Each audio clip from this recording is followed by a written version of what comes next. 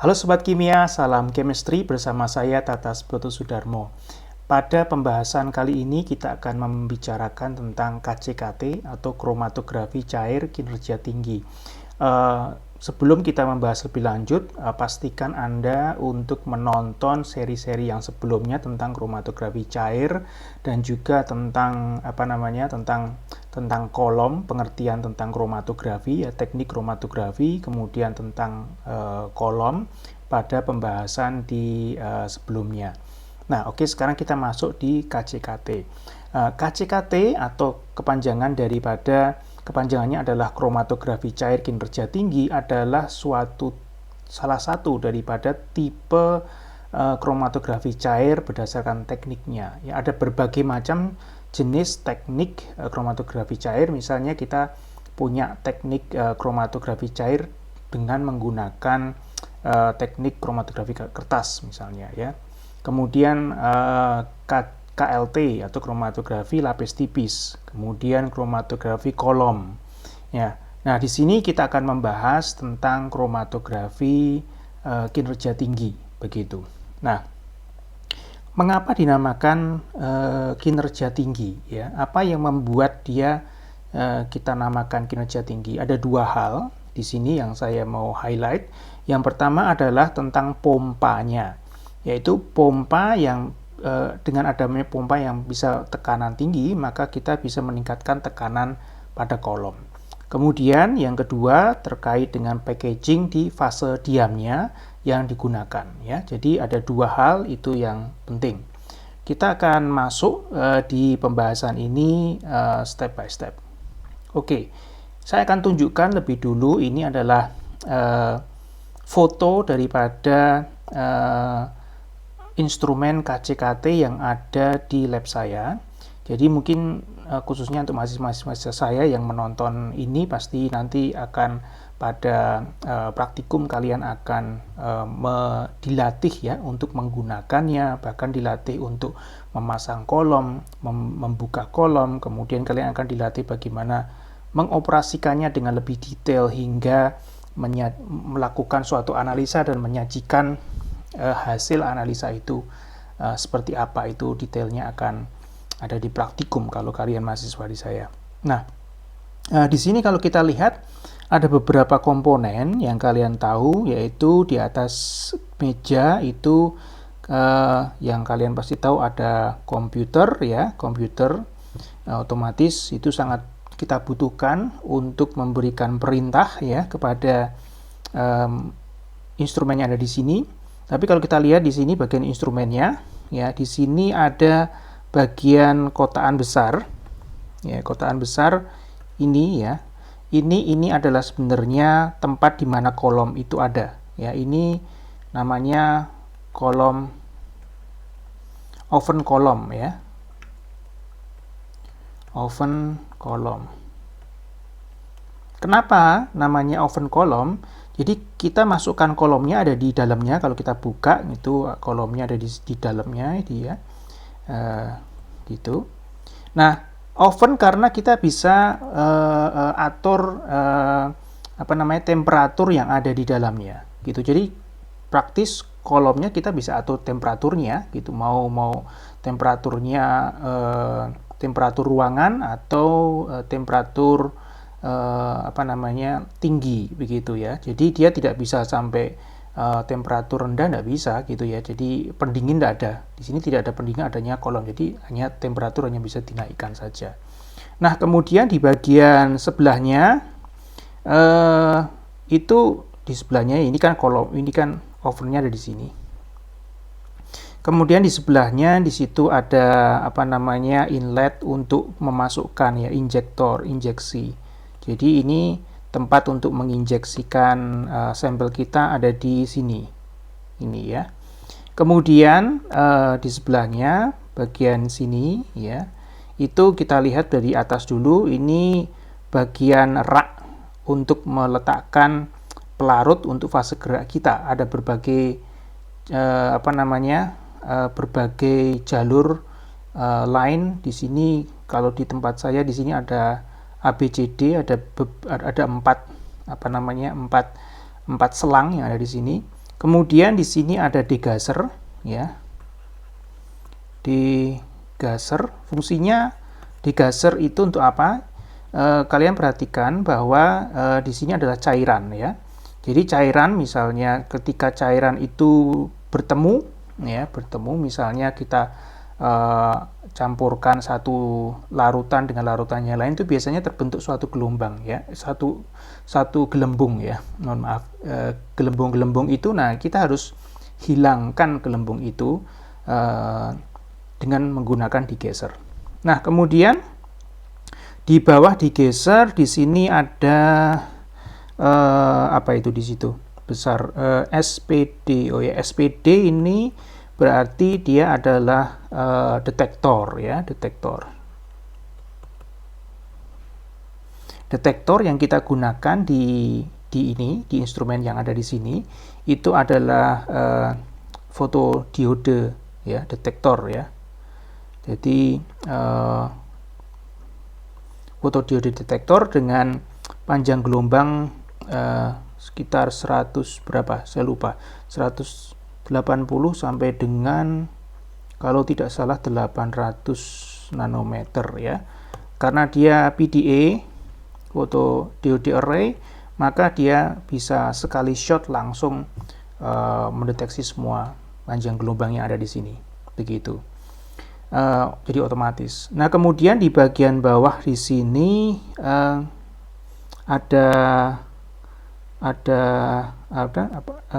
kalau tidak salah ini CMB, ya, CMB. Oh, kalau CMB berarti ini adalah communicating busnya, ya, communication bus.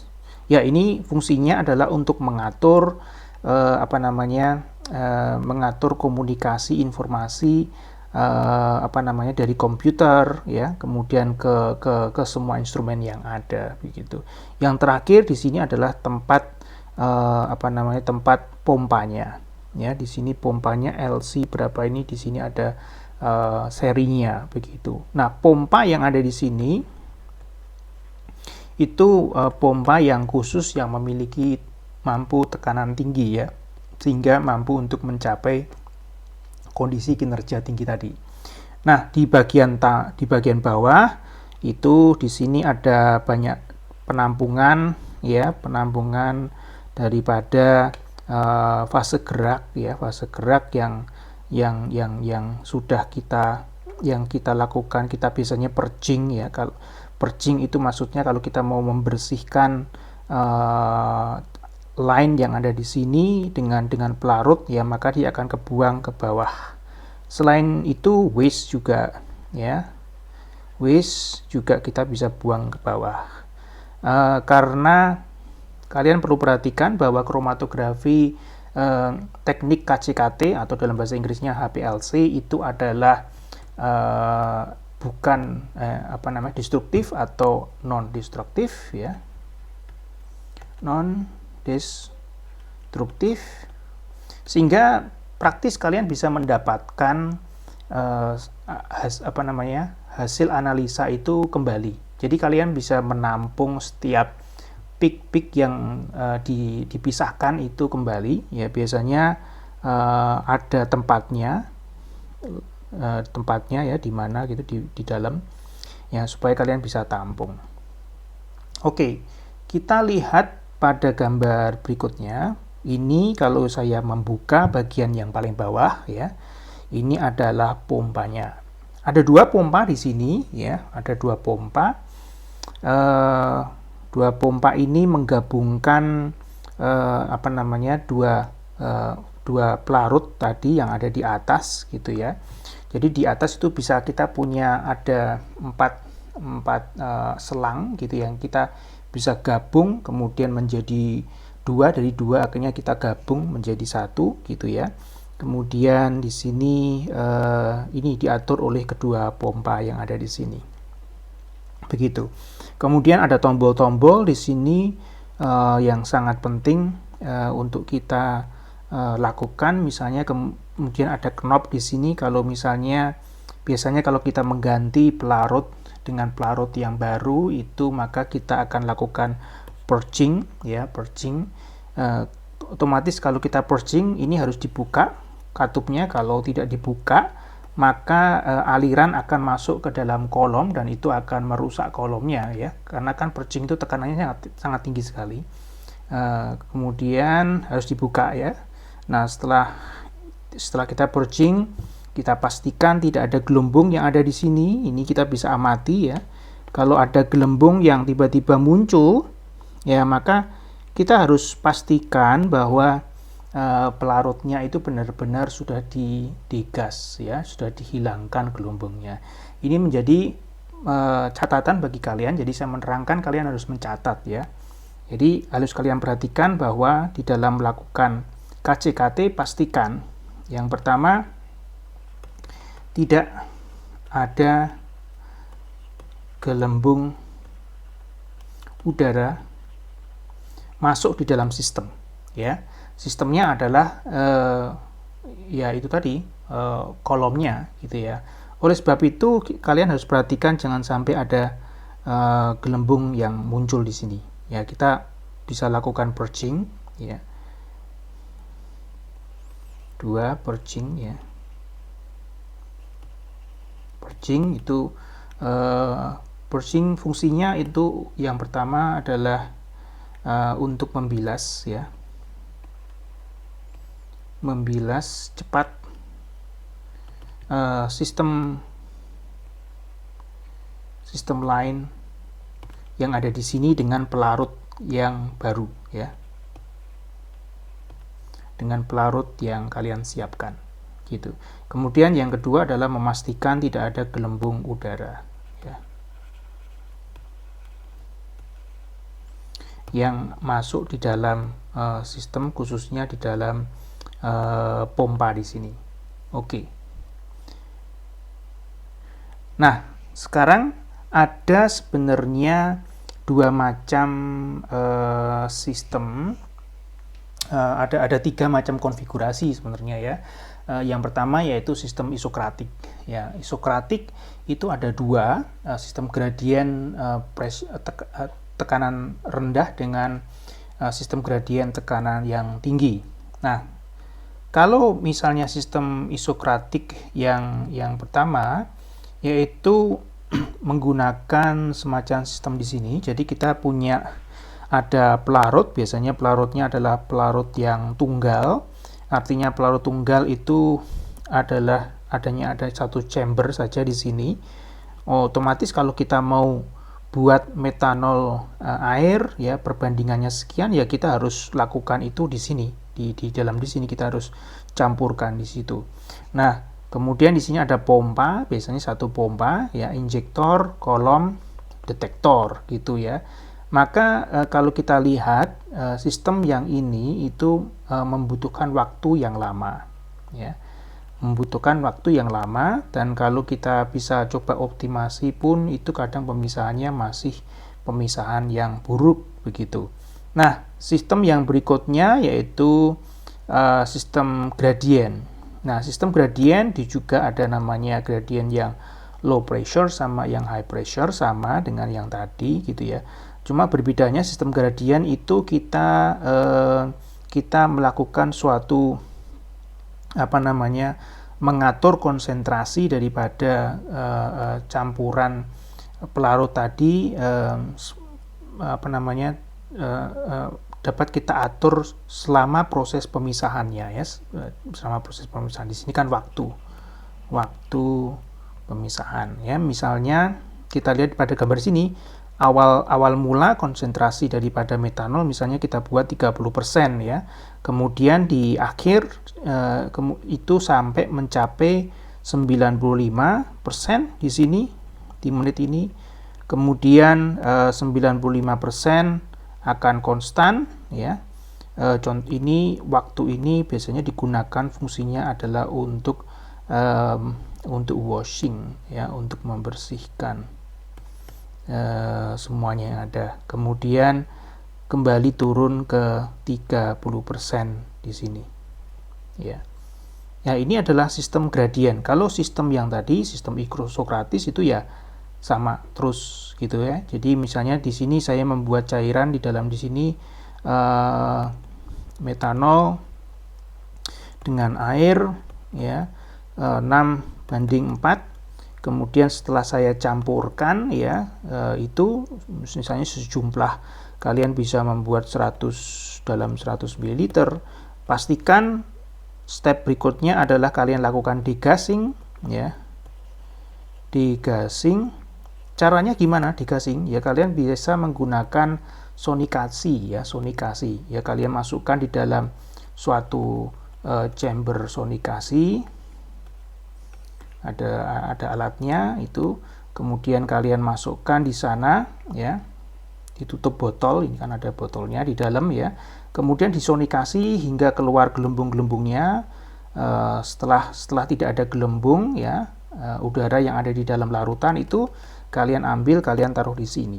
Nah, sistem isokratik itu ya apa namanya, dalam selama waktu misalnya ini adalah 0 sampai 30 menit ya. Ya selama ini sama gitu ya, konsentrasi, tidak ada perubahan konsentrasi pada komposisinya. Tetapi kalau sistem yang gradien kita lihat, kita bisa langsung mengubah konsentrasi komposisi di sini ya, komposisi konsentrasinya itu langsung kita bisa ubah.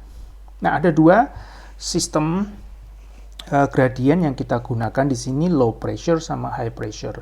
Low pressure itu biasanya pompanya satu, jadi kalau kita gunakan di sini low pressure itu kita punya contohnya ini 4 channel ya, 4 channel apa namanya chamber ya, ya A, B, C, D. Misalnya di sini adalah metanol, kemudian di sini air ya, kemudian di sini gabungan yang lainnya saya tidak tahu gitu ya, contohnya aja MTBE, kemudian di sini apa saya tidak tahu, di sini piridin ya, contohnya gitu ya. Nah kemudian ini masuk di dalam dimasukkan di dalam di sini ya, low pressure gradient valve ini ya, low pressure gradient valve, kemudian dipompa, satu pompa ya. Jadi satu pompa mengontrol 4 reservoir, itu adalah low pressure ya. Pencampurannya terjadi di sini, pencampurannya terjadi di sini ya. Sedangkan kalau high pressure itu kita punya masing-masing, ada pompanya masing-masing. Nah, yang tadi yang slide tadi ya, yang sebelumnya saya bilang ini ada 2 pompa di sini, termasuk di dalam high pressure begitu ya. Karena kalau tidak salah di sana lainnya 4 atau 2, saya masih lupa ya. Jadi paling tidak satu reservoir, satu pompa gitu ya, satu reservoir, satu pompa. Kemudian masuk ke mixer di sini ya, masuk di mixer. Kalau kita lihat di gambar yang sebelumnya, ini mixernya ada di sini. Ini kan pompa ya, pompa ini kan ada set ini ya, ya ini masuknya di sini. Nah mixernya ada di sini. Nah kemudian aliran fase gerak akan masuk ke injektor. Injektor kan tempat untuk menginjeksikan sampel. Kemudian akhirnya sampelnya akan terbawa lah masuk ke dalam kolom dan masuk di dalam detektor, dan kita bisa lihat proses pemisahannya begitu.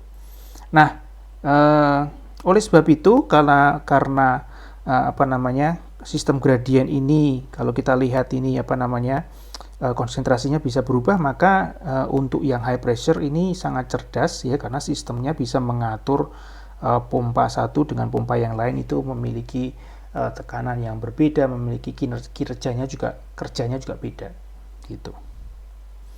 Nah, jadi kalau kita lihat di sini antara sistem high pressure dengan sistem low pressure. Sebelah kiri adalah high pressure, yang sebelah kanan adalah low pressure. Kemudian kita lihat posisi mixernya ada di mana, gitu ya. Kalau yang high pressure adalah mixernya setelah pompa, kemudian kalau yang low pressure itu ada di sebelum pompa. Nah, kemudian di sana ditambahkan ada degasser, di sana sangat penting sekali karena kalau kedua-dua pelarut ini kumpul itu ya, bersatu, itu bisa membentuk gelembung udara tadi. Nah, untuk kasusnya di saya punya instrumen yang tadi itu kita lakukan suatu sangat di sini kan ada degasser lagi ya. Ini mengapa kok kita perlu degasser di sini? Ya, kita ingin memastikan bahwa benar-benar tidak ada gelembung udara yang akan terjadi begitu. Jadi sistemnya ini sangat kita seperfect mungkin ya, sebaik mungkin begitu. Oke, di sini ada beberapa catatan. Beberapa catatan terkait dengan sistem gradient high pressure, yaitu ketepatan gradient sangat baik, kemudian sistem kompleks ya, karena lebih dari satu pompa sehingga kompleks. Kemudian kalau sistem di gradient low pressure itu sistemnya lebih sederhana dan dibutuhkan degasser itu harus ada gitu ya. Kalau yang sistem high pressure degasser tidak perlu sebenarnya, itu sebenarnya tidak perlu ya, tetapi kalau mau lebih bagus ya ada degassernya. Oke, nah tadi saya selalu mengatakan kalau dua solvent itu bertemu itu kebanyakan terbentuk gelembung. Nah, ini kita lihat contohnya, kalian contoh aja etanol dengan air ya. Kalau kalian masukkan, kalian mixing, itu akan terbentuk suatu gelembung yang ada di sana, dan inilah pentingnya daripada degasser itu ya. Oke, nah pengaruh daripada gelembung itu selain berbahaya kalau masuk di dalam kolom, karena akan merusak packaging resin yang ada di dalam kolom. Coba kalian bisa melihat di tayangan yang sebelumnya, itu kan kalian belajar kenapa kok suatu pita di dalam kromatogram kan ada pita pisahan gitu ya. Maka di dalam kadang bentuknya itu tidak simetris Gaussian, tetapi ada tailingnya, kemudian ada bentuk yang sangat aneh begitu ya. Nah, itu salah satunya adalah apabila di dalam resin dalam kromnya packagingnya rusak karena ya tadi ada gelembung yang masuk sehingga merusak ya. Tetapi juga sebenarnya mempengaruhi tekanan ya, mempengaruhi tekanan. Kalau kita lihat di sini, ini adalah tekanan daripada pompanya sendiri, itu cukup dipengaruhi, ada konsentrasi oksigen yang masuk di dalam larutan, maka dia akan berubah tekanannya. Ya, ini sangat penting sekali. Oke, nah ini foto daripada kolom oven, tapi kita membahas tentang injektor gitu ya. Injektor di sini ada posisi inletnya, posisi load, dan posisi inject ya. Perhatikan kalau posisinya adalah posisi load, maka kita adalah posisinya itu untuk sampel itu kita injeksikan masuk di dalam sampel loop ya, fungsinya adalah gitu ya. Jadi kalau posisi load fase gerak atau pelarutnya itu dari masuk ke pompa, dari pompa ya, itu masuk ke kolom shoot gitu ya. Kemudian kita injeksikan sampel kita masuk di sampel loop ya, masuk di sampel loop. Nah, begitu posisinya adalah posisi kita buka set ya, kita pindahkan ke posisi inject, maka dari sampel loop ini pelarut tadi ya, fase geraknya akan mendorong sampel masuk di dalam kolom begitu.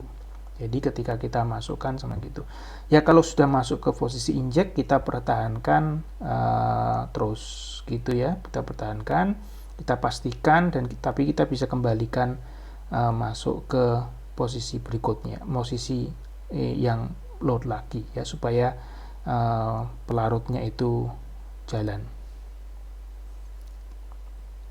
Ya, jadi ini posisinya seed dari sini ya, itu masuk ke loop ya, masuk terus ke kolom. Gitu posisi inject. Begitu. Oke. Kita masuk ke bagian kolom. Nah, ini gambar yang pada gambar sisi sebelah kiri itu adalah gambar daripada kolom oven. Kalau kita buka, dalamnya semacam ini. Jadi ada bagian yang kita gunakan untuk kita menaruh kolom kita. Ini adalah kolom. Bagian gambar kanan berbagai jenis kolom yang saya punya. Saya punya kolom yang gedenya luar biasa semacam ini. Ini adalah semi preparatif ya. Kalau yang preparatif itu gede lagi, sebenarnya saya punya yang itu, tapi saya tidak masukkan di dalam gambar di sini. Kemudian bahkan sampai yang paling kecil ya, yang kecil ini misalnya, kecil sekali. Kemudian kita masukkan. Nah, perhatikan ketika kalian mau menempatkan kolom, posisi kolom itu sangat penting sekali. Posisinya arahnya kemana ya, arahnya kemana. Nah, biasanya kolom itu arahnya ke atas ya, flow-nya, karena flow-nya dari sini, ya, flow-nya dari sini, set gini ya, flow-nya dari sana ya, masuk, kemudian ini keluar ya, ini masuk ke detektor. Nah, oleh sebab itu kalian menempatkannya, posisinya diperhatikan. Apabila Anda merubah posisi ini, nah itu untuk pertemuan ini jangan dulu gitu ya. Nanti kalau masuk di pembicaraan tentang advance KCKT, pembelajaran KCKT yang lanjutan, baru saya akan menjelaskan mengapa kadang kita melakukan itu, membalik itu alasannya kenapa. Tapi kalau di sini lakukanlah semacam ini ya. Nah, kemudian sebelum kolom itu kalian ada lihat di sini apa ini ya, kok mirip kolom tapi bukan kolom ya. Ini namanya adalah kolom juga, tetapi ini adalah guard kolom.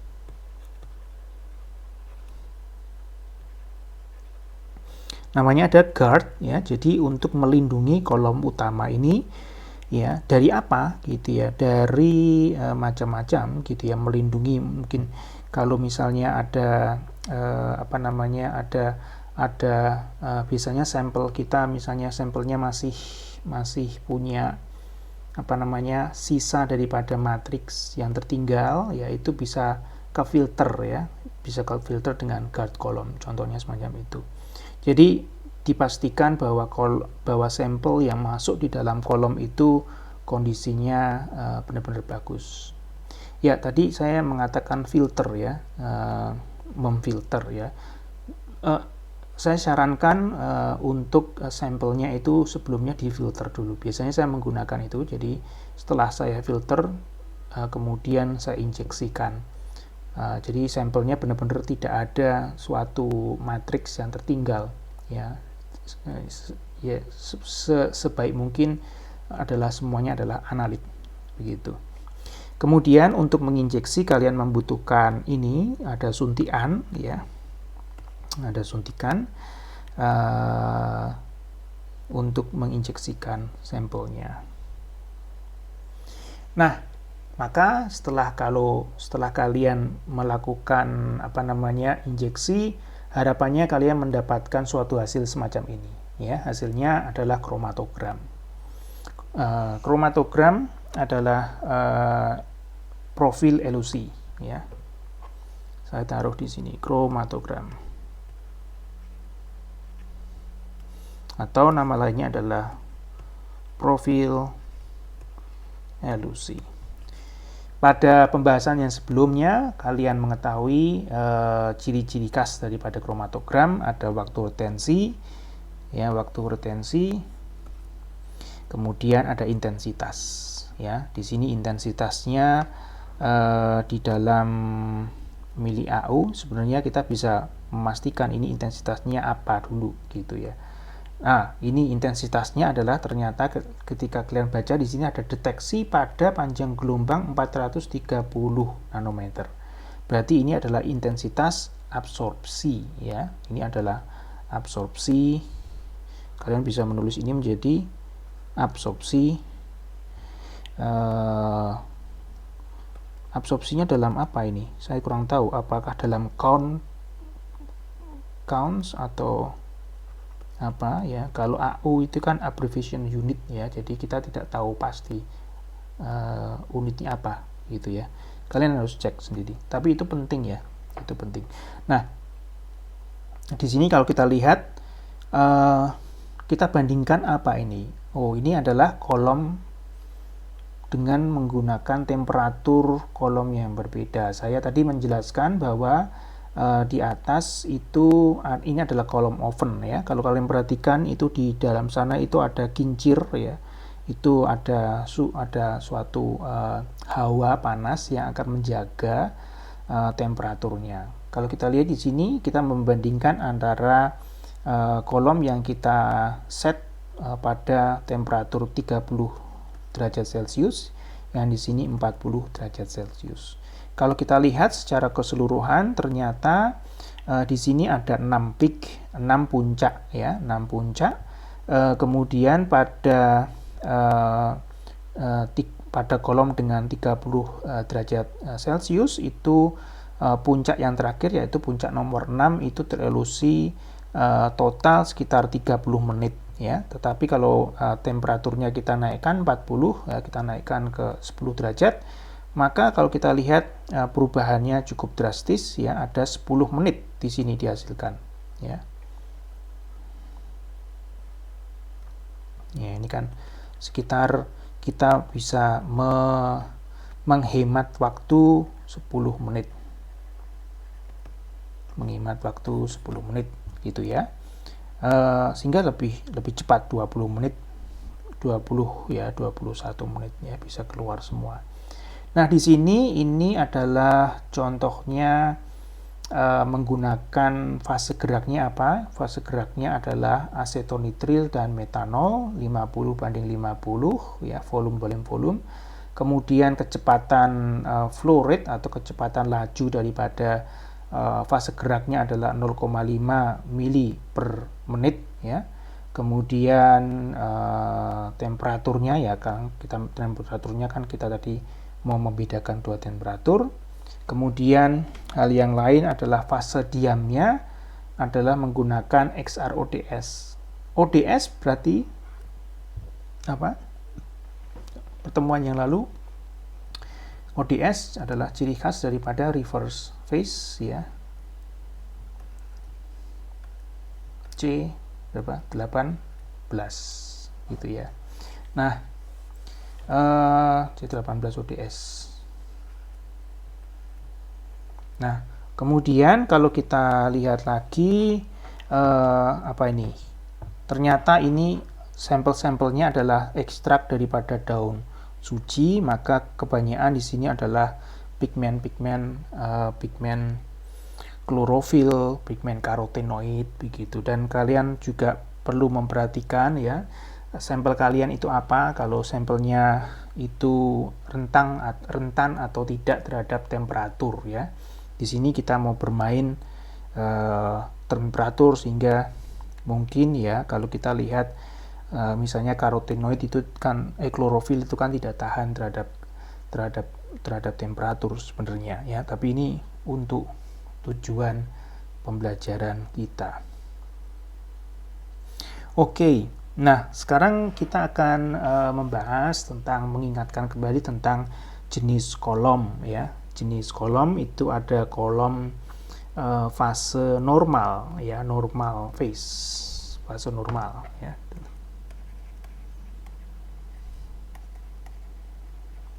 Fase normal itu biasanya kolomnya dari kolom silika. Kemudian kalau kita lihat di situ ada gugus OH-nya yang akan berinteraksi dengan senyawa ya, dengan senyawa. Maka di sini kalau interaksinya itu kuat, maka dia akan tetap berada pada resinnya gitu ya. Dia akan terelusi lebih lama ya dibandingkan dengan ini ya. Contohnya ketika kita punya sampelnya itu ini ya, ini kan ada steric hindrance di sini ya, sehingga interaksinya akan lemah, akan terelusi lebih cepat. Nah, kalau misalnya kolom jenis fase terbalik atau reverse phase RP ya, maka kalau kita lihat di sana kita memiliki suatu resin di mana ini adalah silikat tapi dilapisi di sini lebih ke nonpolar gitu ya, lebih ke nonpolar. C berapa ini? C18 ya, kolom C18 contohnya. Nah, solvent yang digunakan itu adalah solventnya biasanya memiliki sifat yang polar begitu. Jadi kalau kalian tadi lihat ODS itu kan ini kan sifatnya polar nih, asetonitril, metanol ya. Ya, maka ini adalah C18, ini adalah reverse phase ODS gitu ya. Nah, apa yang terjadi? Yang terjadi nanti dulu ini ada beberapa contoh ya daripada kolom fase terbalik ya. Ada C18, ada C8, ada C4 ya, ada fenil ya. Kemudian ada juga TMS, ada cyano, kemudian ada apa lagi? Ya, saya tambahkan di sini ya, C30. C30 itu kita sangat gunakan di lab saya karena di lab saya itu bekerja dengan karotenoid ya, karotenoid kan conjugatednya gini kan ya, terus gitu. Jadi dia lebih nonpolar, sangat cocok untuk nonpolar, dan kita gunakan juga untuk karotenoid yang punya untuk membedakan isomerisasi yang ada di karotenoid itu kita bisa gunakan ya. C30. Nah, yang terjadi adalah sebaliknya gitu ya. Jadi kalau kita lihat yang punya ikatan yang kuat itu akan muncul ya, akan muncul di sini begitu ya. Jadi yang lemah itu keluar duluan di sana, akan kebalik ya dibandingkan dengan sebelumnya kalau kita lihat tadi.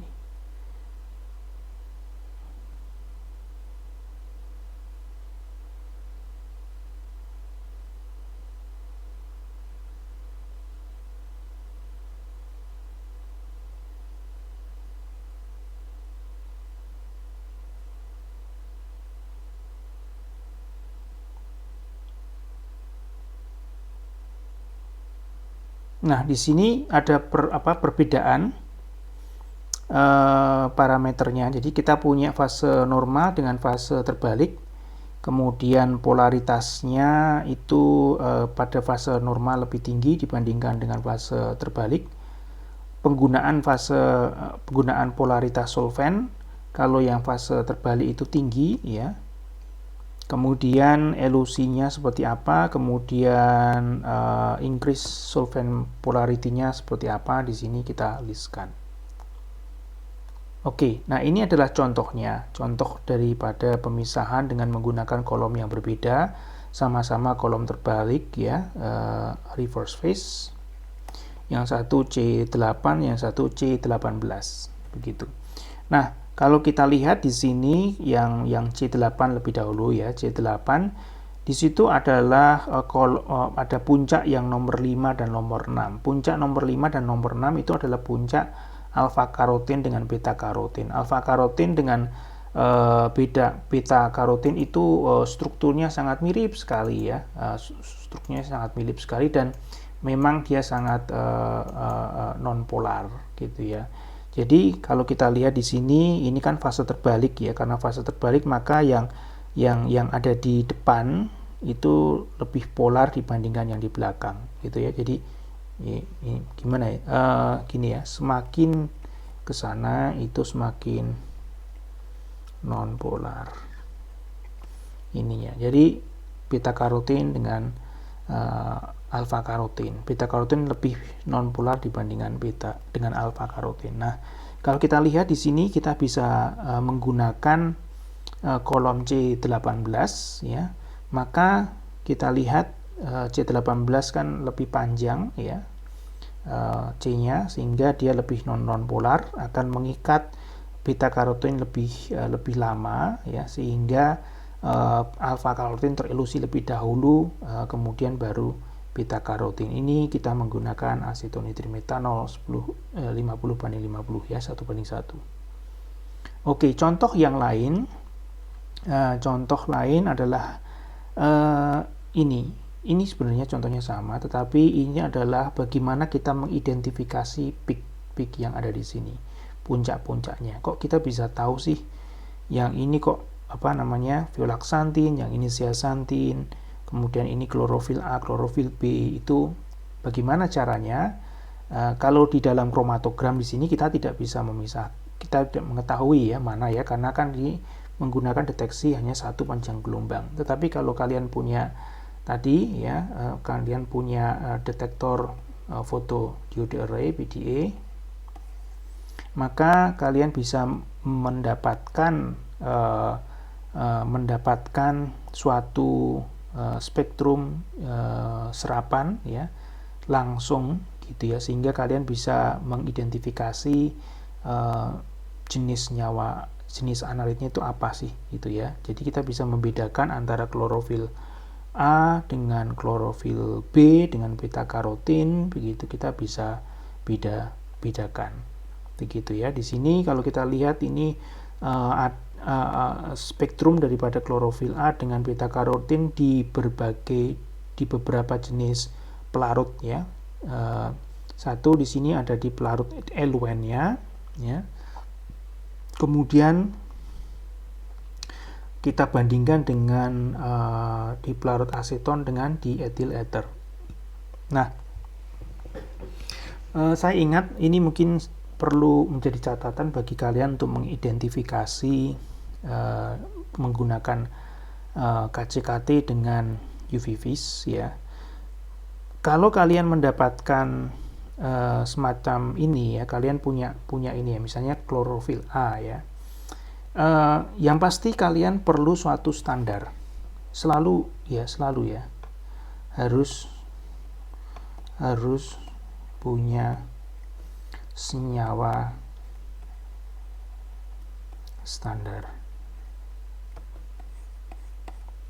Kalian harus punya senyawa standar yang kalian injeksikan. Nah, maka kalau kalian injeksikan senyawa standar itu, kalian mengetahui senyawa standar itu memiliki waktu retensi waktu retensi di mana ya. Selain itu kalian memiliki spektrum UV-Vis gitu. Jadi ada dua. Nah, setelah memiliki spektrum UV-Vis, kalian memiliki spektrum UV-Vis pada eluen ya, dengan pelarutnya adalah pelarut eluennya itu. Nah, ini sangat penting sekali. Nah, maka ini akan mempermudah kerjaan kita gitu ya. Jadi langsung ketika kita injeksikan sampel kita bisa membedakan ini senyawanya apa, itu langsung di sana karena kita sudah mengetahui profil spektrum daripada senyawa standarnya itu tadi di eluen. Kalau misalnya kalian tidak menginjeksikan ya, atau misalnya contohnya kalian tidak punya detektor PDA ya, artinya kalian punya satu channel saja, hanya bisa mendeteksi pada panjang gelombang tertentu, maka kalian dapatkan TR-nya ya otomatis. Kemudian yang kedua, kalian ambil ini isolasi itu ya, tangkap itu isolasi.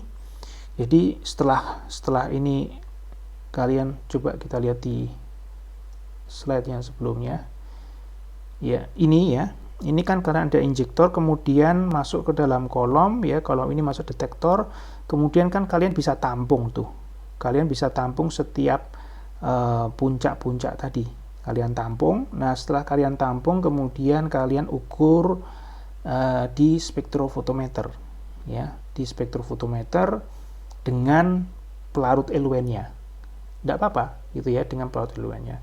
Setelah itu kalian uapkan pelarut eluennya, mungkin kalian uapkan dengan menggunakan nitrogen atau streaming of nitrogen ya, dengan di blast dengan gas nitrogen ya sampai kering. Kemudian kalian ganti pelarutnya dengan pelarut lain yang dikenal ya, sehingga kalian bisa membandingkan itu dengan referensi yang ada di buku misalnya ya. Contohnya ini kita punya referensinya, referensinya itu ada di aseton. Kalau kita lihat di sini di aseton maupun di ethyl ether. Nah, contoh yang lain ini contohnya adalah dengan kolom kolester. Perbedaannya apa di sini? Ini kolomnya lebih kecil ya, kolomnya sangat kecil sekali sebenarnya. Tapi di kolester di sini, kolester itu strukturnya ini ya, kolester group ya, yang ada di sini. Nah, dia non polar gitu ya, non polar. Kemudian yang menarik di sini adalah coba kita bandingkan dengan yang tadi. Yang tadi itu dengan dengan menggunakan XR ODS C8, ini C18, ini C8, itu masing-masing ya sekitar 30 menit lah ya pemisahannya. Tetapi dengan menggunakan kolester kita lihat sangat cepat sekali, dalam waktu 10 menit kita bisa memisahkan seluruh peak komponen yang ada di sana. Tentunya ada beberapa kelemahan-kelemahan yang lain, misalnya kalau kita lihat bagian peak yang satu, antara peak 1 peak 2 itu ada bagian yang lain di sana ya, misalnya ini yang kita tidak tahu apa itu ya, bisa dicek itu apa ya.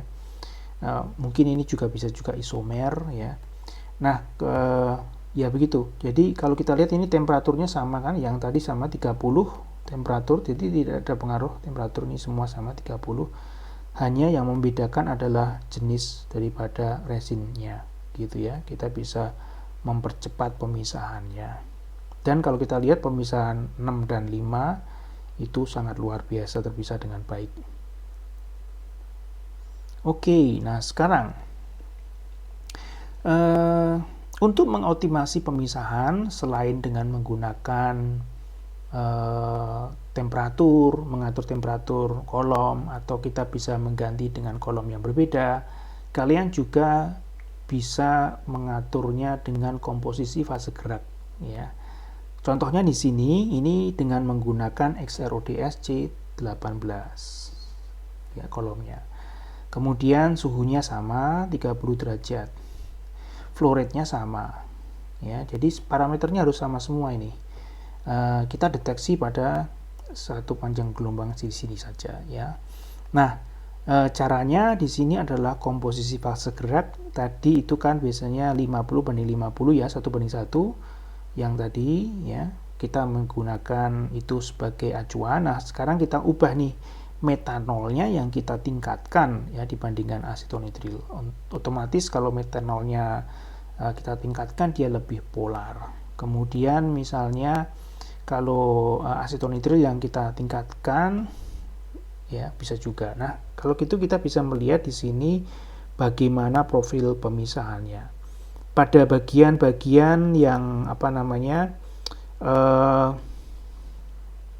bagian di mana asetonitril yang lebih tinggi ya, maka kita dapatkan pemisahan yang lebih lama gitu ya, lebih lama. Di sini lebih hampir 40 menit ya, lebih daripada 35 menit. Sedangkan dengan menggunakan metanol yang lebih tinggi ya, asetonitril hanya 20, itu dia lebih cepat pemisahannya. Semua 6 pigmen ini dapat terpisah di bawah 30 menit.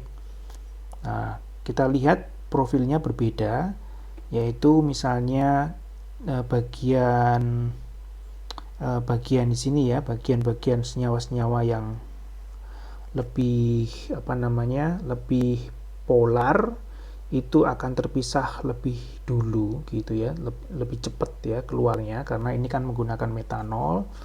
Sedangkan kalau dengan menggunakan asitronitrile kita lihat ada suatu kelambat ya, lebih lambat di sini ya, di sini juga lebih lambat. Oke. Sekarang adalah bagian tentang jenis-jenis detektor yang bisa kita gabungkan dengan KCKT. Ya, ini contoh detektornya. Detektor UV vis. Detektor UV vis ini biasanya adalah satu channel. Jadi ini kita hanya bisa mengubah channel-channel tersebut ya, menginputkan dan hanya bisa mendeteksi pada satu channel tertentu, misalnya 430 gitu ya. Kalau photodiode array itu kalian langsung mendapatkan spektrum. Kalian juga bisa memilih satu pada panjang gelombang tertentu gitu ya. Itu keuntungannya daripada PDA. Kemudian ada detektor fluorescence, ada detektor konduktivitas, ada detektor refractive index, dan macam-macam, ada detektor spektrometer massa. Nah, ini dengan menggunakan foto diode array, maka kalian mendapatkan informasi 3 dimensi gitu ya. 3 dimensi karena kalian punya dimensi waktu, kemudian kalian punya dimensi panjang gelombang, dan kalian punya dimensi intensitas, yaitu adalah absorbansinya. Ya, ini contohnya ya. Kalau kita lihat di sebelah kiri itu ini menggunakan diode array PDA ya, tetapi sebelah kiri kita hanya aktifkan untuk melihat kromatogram pada deteksi 450. Nah, kita bisa juga melihat profil pemisahan secara keseluruhan itu semacam ini yang ada di sini ya. Ini 3 dimensi. Kalau kita lihat 450 itu ada di sini ya. Jadi ini adalah suatu potongan ya, slicing hanya pada bagian ini saja. Begitu. Nah, kita bisa, keuntungan dari photodiode array, kita bisa slicing di mana tempat begitu untuk memastikan bahwa beberapa komponen benar-benar terpisah dengan baik. Nah, sekarang terkait dengan kalibrasi itu sangat penting. Ada 2 jenis kalibrasi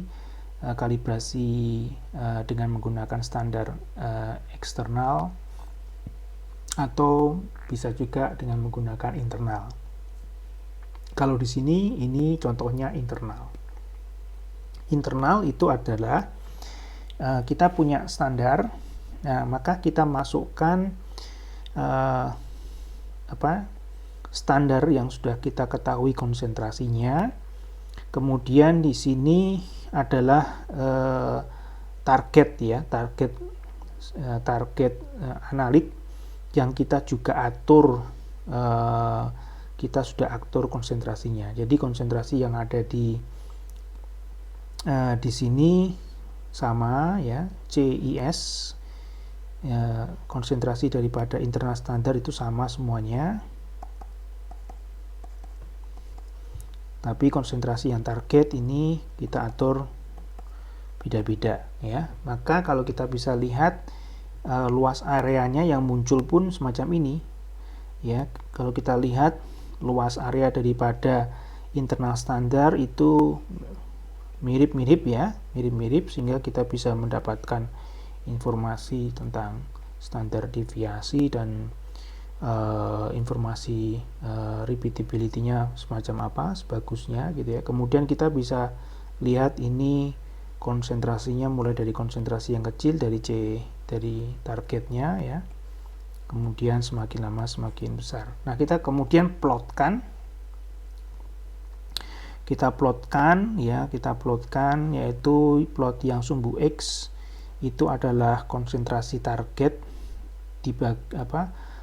berbanding dengan konsentrasi internal standar, kemudian pada sumbu Y itu adalah area daripada target dibagi area internal standar, dan kita dapatkan kurva kalibrasinya. Begitu. Dengan menggunakan internal standar, maka kita dengan menggunakan metode ini kita lebih tepat untuk mengetahui konsentrasi daripada target itu, untuk menghitung targetnya. Kalau kita sudah punya ini gampang ya. Kalau kita punya senyawa target tertentu, maka kita bisa injeksi, kemudian kita dapat berapa hasilnya, kita masukkan di dalam regresi linearnya berapa. Oke, nah ini contohnya yaitu kita punya beta karotin. Beta karotin ini adalah senyawa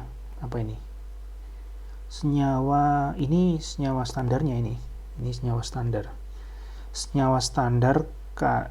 Kita mengecek senyawa standar daripada karotin. Ini beta karotin, kita lihat kemurniannya 96,7%. Kok tahu dari mana kemurniannya? Nah, kita tahu dari ini, dari luas areanya ya, berbanding dengan yang ada di sini dengan backgroundnya. Jadi kita dapatkan kemurniannya. Kemudian ini adalah spektrumnya di dalam elus, ini adalah spektrum UV fish, spektrum visible dalam eluen ini ya, dalam eluen. Pelarutnya, eluennya adalah di sini adalah MT ini. Oh, ini karena metanol, MTBE, air. Ini ciri khas dengan menggunakan kolom C30 dari YMC. Kemudian ini standar. Kemudian kita punya sampel. Sampel kita adalah wortel. Kita ekstrak wortel ini. Cara mengekstrak pigmen dari wortel ini, wortelnya kita hancurkan dengan blender ya. Kemudian kita tambahkan pelarut ekstrak ya. Isinya adalah aseton metanol, perbandingannya sekian supaya kita bisa mengetahui perbandingan mana yang bisa mengekstrak lebih banyak pigmen yang ada. Kita dapatkan. Setelah kita ekstrak, kemudian kita injeksikan. Nah, setelah kita injeksikan, maka kita mendapatkan ini dua komponen ya, komponen di sini dengan komponen di sini. Ada bagian-bagian yang kecil-kecil yang ada di sana. Kemudian cara untuk mengidentifikasinya adalah kita ambil bagian ini tertentu ya, kita lihat spektrumnya seperti apa. Gitu ya, spektrumnya seperti apa. Ini contohnya kita ambil, kemudian kita larutkan dengan menggunakan pelarut yang berbeda-beda, aseton, etanol, heksan, MTBE, toluen ya. Kemudian kita bandingkan dengan referensi. Kemudian kita dapatkan, oh ternyata ini pada pada TR 27 menit itu adalah beta karotin gitu ya. Beta karotin.